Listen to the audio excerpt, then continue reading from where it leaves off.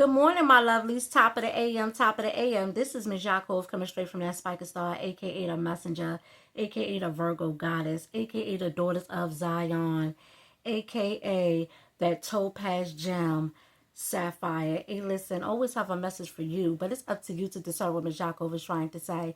Remember, I'm just an outsider looking into your world, seeing things that you just don't see, okay? But top of the AM, I'm feeling good. I'm feeling wavy. I'm highly blessed. I lift my window up, look to Jerusalem, to the celestial realms, and said my prayers, okay? And then when I get outside, I say my prayers again in the atmosphere, okay? Because there's something about speaking to the atmosphere that I love doing, okay? But God, the sovereign Lord of hosts, is worthy and merciful to be praised, okay? His grace and mercy endures forever to the faithful, only to the faithful, not to the disobedient, but to the faithful, the ones who actually love him and put him first, okay? But dig this. The name of this is called Episode 11, What Gets on the Goddess's Nerves? Infidels. And the individual's name is in parentheses, a singular name in parentheses, okay? Atheists, unbelievers, cherry pickers, people who put temporary worldly materialistic gains over their very own salvation and redemption from judgment, people who bow down to golden calf with other prohibited nations, people who don't stand on business for their own faith, cowardice, people who don't move with honor, very, very dishonorable. Deuteronomy 32-20, and he said, I will hide my face from them. I will see what their end will be, for they are a perverse generation, children in whom is no faith. No faith. Psalm 78-22, because they did not believe in God and did not trust in his salvation, okay? So they did not trust in God, they did not put their trust in God, and they did not believe in salvation, okay? Numbers 20-12 in the Torah, God punishes Moses and Aaron for not trusting and believing in his promise, okay? Numbers 20-12, okay? Back in 2022, I spoke with an individual named in parentheses about their faith and asked, did you read the scriptures? Question mark. Did you read it?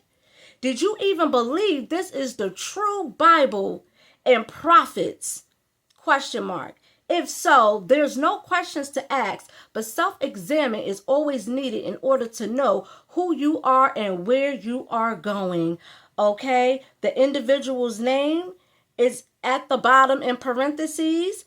The book that they really believe in, that they're following, number 82583 in parentheses. Okay, yes. I had asked this individual, okay, I tested that this individual failed the test back in 2022 when I was asking them, okay, about their faith, because I was telling them that God is willing to drive out the nations and give us. I said give us because at that time I thought the individual was a believer and into the faith. So I said, yeah, God is going to drive out the nations and give us the land. The individual responded by saying, where is the land? And that's when I said, did you read the scriptures? Do you even believe?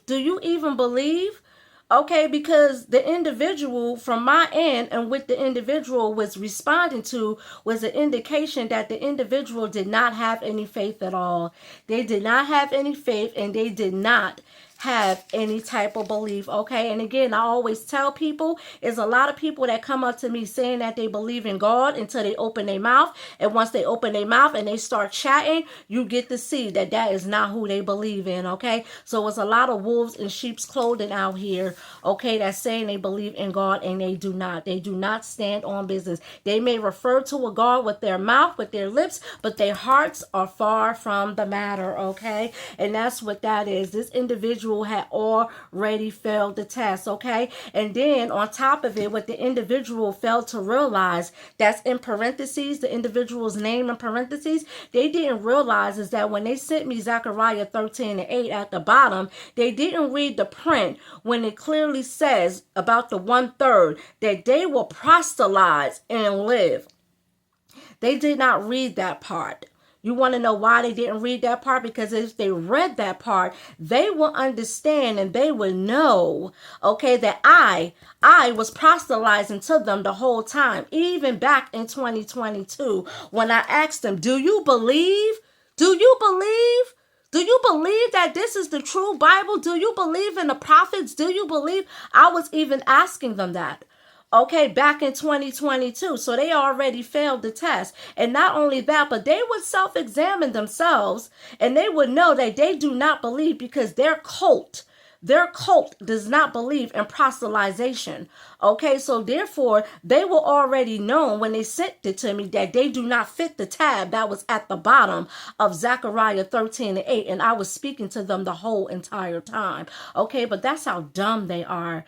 That's how dumb they are. Okay, these individuals be cherry picking. They don't believe in this, but they believe in that. They don't believe in this, but they believe in that. And then they treat the Torah like it's just some bedtime story. Come on, everybody. Come on. Let's gather around. Let's gather around and read the Parsha for today. No, it's not a Parsha. It's an actual covenant. Either you believe or you don't believe. Either you're going to obey the covenant or you're not going to obey the covenant and be put to death.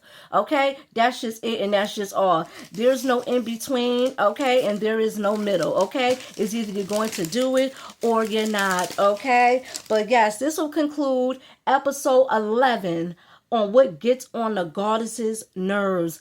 Atheists, people who don't believe in their faith, people who don't stand on business with their faith, okay? People who worship things of this world, okay? This right here, this physical body is temporary, but your soul is forever.